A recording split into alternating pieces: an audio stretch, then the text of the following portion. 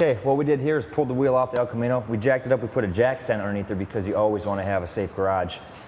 And what we mentioned earlier is, I don't think we're going to stick with these factory wheels. We're going to have an aftermarket wheel on here that will show off this caliper. And we certainly don't want to show off this particular caliper because of how ugly it is. So what we're going to use on here is some of the VHT caliper paint.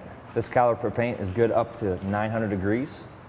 So if you get your brakes nice and hot, it's not going to come off. Considering we're going to pull this caliper off, we're going to use the spray. Now, this project can be, this paint can be applied on the vehicle, without removing the caliper, and that's where the Dupli-Color kit comes in. This is a brushed kit. Comes in a little pint can, a brush, everything you need to complete the project, and it even comes with the caliper spray to clean the caliper. So that can be applied while the caliper is on the vehicle. We're going to pull this one off. I think we might change these brake pads while we're at it, and I think it should come out real nice. What we're going to use here is the Dupli-Color caliper cleaner. And like I said earlier, any caliper cleaner will do.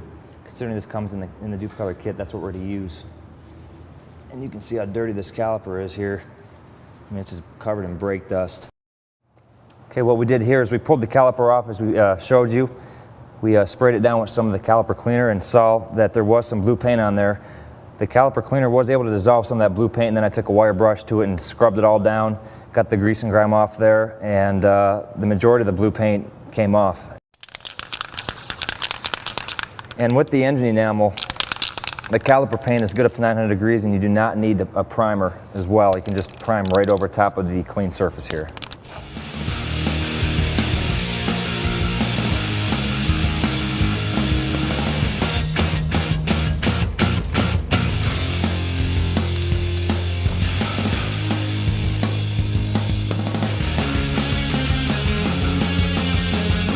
All right, well, we finished with the front caliper. Now we're going to move on to the rear. The rear is going to be a little bit different here. So what I want to show you here is these older cars, they had drum brakes in the rear. A lot of new cars have calipers all around. Pull this off and see what we got. As we did earlier, we jacked up the vehicle, put some jack stands underneath it because you always want to have a safe garage. And here we have an unpainted brake drum here. The front caliper in the front, as you saw, was previously painted blue. This one here is bare, so give us a nice clean slate to work with.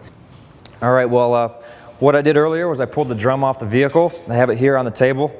Unlike the caliper, we're able to take this drum off just because the caliper, pulling the brake lines off of that, and then you have to deal with re-bleeding the brakes and things like that. So, in that case, it was a little easier to paint the caliper while I was on the vehicle.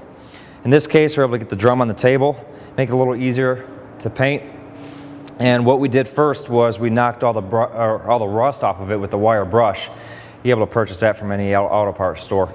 Another way to clean it is just go ahead and sandblast it if you have a sandblasting cabinet in your own garage, but not everyone has that. So just use the wire brush on this. And after that, we use the prep spray. With the prep spray, I was able to get any grease, grime, or contaminants and a lot of the dust that was left over from knocking it off with the wire brush. So that went ahead and cleaned it, and next I'm going to apply the caliper paint. With the caliper paint, it's good up to 900 degrees, and considering these brakes probably won't get anywhere near 900 degrees, I think we'll be good to go there. So I just want to start spraying here, and as mentioned, we don't have to use a primer on this. It's a self-priming paint. It's a very durable enamel. It gives off a very nice glossy finish, and as mentioned, that you can add a clear coat over top of that, which we do offer in the caliper line, for some added protection or some added gloss if you're not happy with the final result. And you certainly always want to have proper ventilation in your shop whenever you're spraying paint. If you don't, you're going to want to wear a mask. We have plenty of ventilation going on here, though. You can almost see the overspray kind of blowing away from me. So. Okay, well, we waited about 5 minutes, and now we're going to start putting on the second coat. And you want to wait about 5 minutes in between coats just to let that first coat kind of tack up a little bit, so then the second and third coat have something real good to bite to.